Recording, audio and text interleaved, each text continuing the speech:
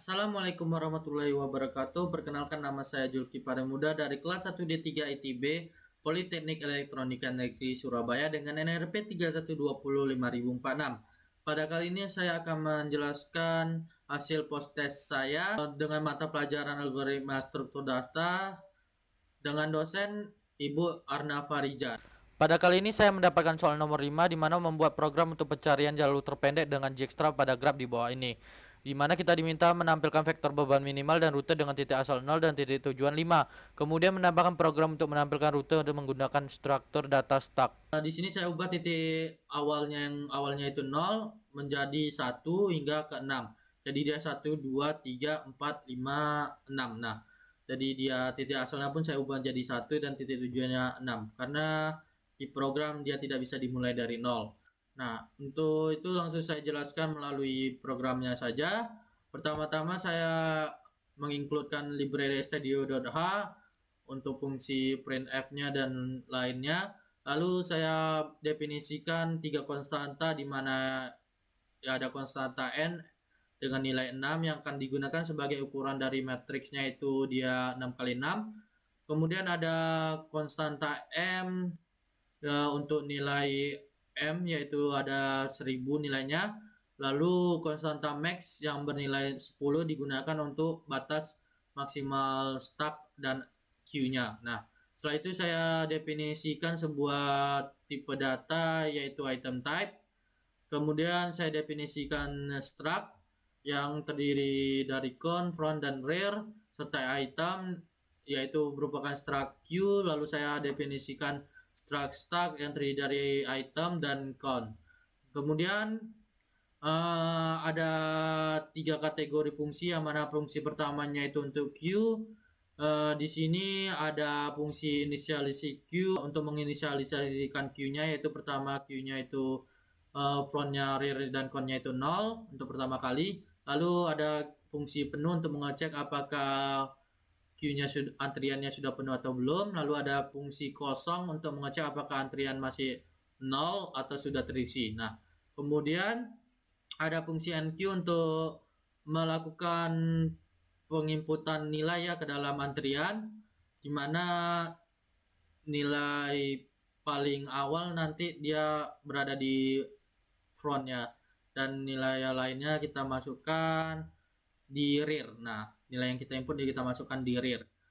Setelah itu ada fungsi DQ di mana dia untuk mengambil nilai dan menghapusnya dari antrian. Nah, di sini kita mengambil nilai dari front. Nah, setelah itu ada fungsi ada di DQ. Ini untuk mengecek nanti apakah vektor yang dituju itu sudah ada atau belum. Nah, kemudian ada kategori dari stacknya, fungsinya itu terdiri dari inisialisasi stack untuk menginisialisasikan count-nya itu pertama kali dia 0. Lalu ada fungsi empty untuk mengecek apakah stack sudah terisi atau belum. Kemudian ada fungsi pull untuk mengecek apakah stacknya sudah melebihi batas atau belum. Kemudian ada fungsi push untuk menginput nilai ke dalam tumpukan. Setelah ada fungsi pop untuk mengambil nilai ya, nilai dari tumpukan. Nah, yang pertama kali di input ke stack, dia akan terakhir keluar. Nah, jadi yang baru-baru dimasukkan itu yang pertama kali di pop. Setelah itu ada fungsi untuk metode Dijkstra-nya itu terdiri dari dua, yaitu ada inisialisasi Dijkstra yang mana nanti membuat setiap beban minimalnya itu awal-awalnya itu M kecuali vektor 1 ya, atau vektor awalnya dia beban minimalnya tetap 0. Kemudian rutenya itu dibuat semuanya 0 dulu. Kemudian ada fungsi cetak yang akan mencetak nilai dari array Q dan array R. Nah, setelah itu masuk ke fungsi main, di mana ini pertama diinisialisasikan variabel Q dan R-nya. Q untuk menampung nilai beban, lalu R untuk menampung rute. Ada titik asal, tujuan, CN ini untuk antrian, lalu ada I untuk for nanti, tem untuk menampung hasil pop, lalu ada not sebelum dan ada. Nah, di sini struct Q saya beri nama antrian, lalu struct stack saya beri nama tumpukan.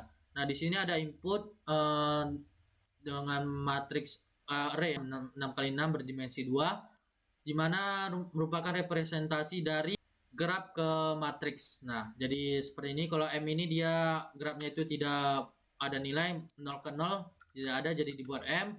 Lalu diberi kalau 4 ini dia antara 0 ke 1 ada jaraknya itu 4 atau bebannya itu ada, maka diberi angka. Nah, setelah direpresentasikan dilakukan inisialisasi Q dulu, di mana seperti yang saya jelaskan membuat front, rear dan cone-nya itu 0. Lalu saya menginput titik asal, kemudian menginput titik tujuan. Setelah itu saya inisialisasikan Dijkstra-nya dulu, di mana saya input parameternya itu ada beban, lalu rute sama titik asal.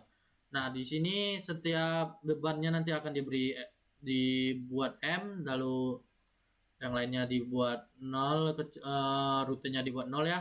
Kecuali vektor 1 dia bebannya tetap 0. Nah, kemudian saya lakukan NQ awalnya dulu pertama kali, yaitu titiknya dimulai dari mana. Kalau dari 1 tadi maka di NQ nilai 1 dulu. Kemudian dilakukan perulangan while hingga antriannya kosong. Jadi kita input setiap antrian lalu kita DQ lagi, nah sampai antriannya kosong. Nah, kemudian itu dilakukan setiap kali antrian, satu kali antrian dilakukan perulangan untuk mengakses setiap vektor, mengakses vektornya ke satu vektor ke vektor yang lain. Nah, jadi di sini vektor pertama itu dia vektor 1 diakses, kemudian ditambahkan dia dengan beban minimal awalnya itu ditambahkan dengan beban minimal vektor yang ditujunya, yaitu di sini yang vektor 1 dituju ke vektor 2 lalu ke vektor ketiga yang ditujunya ya, yang ditujunya itu. Nah, nih 1 ke 2 sama 1 ke 3 yang dituju.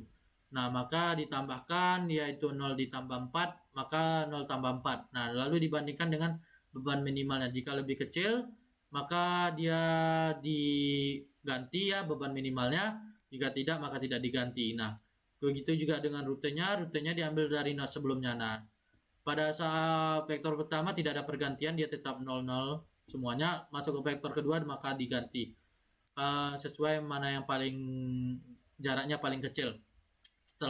Dan rutenya itu diambil dari jarak yang terkecil, diambil dari node sebelumnya. Nah, setelah itu setelah didapat dilakukan pengecekan apakah rute tersebut ada di Q. Jika tidak ada maka di NQ. Nah, di NQ Q-nya tersebut. Kemudian setelah mengakses semua vektor dilakukan cetak hasil dari beban dan rutenya tersebut. Nah, setelah itu untuk mencari rute terpendeknya kita menggunakan stack. Oleh karena itu kita inisialisasi stacknya dulu, kemudian kita push nilai tujuan titik tujuan terlebih dahulu, karena nanti titik tujuan akan di pop terakhir. Jadi yang kita push pertama kali nanti akan keluar terakhir. Nah, setelah itu kita push setiap rutenya, dimulai dari rute paling akhir juga yaitu 5. Terus kita lakukan pop, jadi nanti dia diambil dari push paling awal yaitu 1 ya, 1, 2 dan seterusnya. Kemudian untuk hasil program yang saya buat ini kurang lebih seperti ini saya akan jalankan. Titik asalnya itu 1, kemudian titik tujuannya itu 6.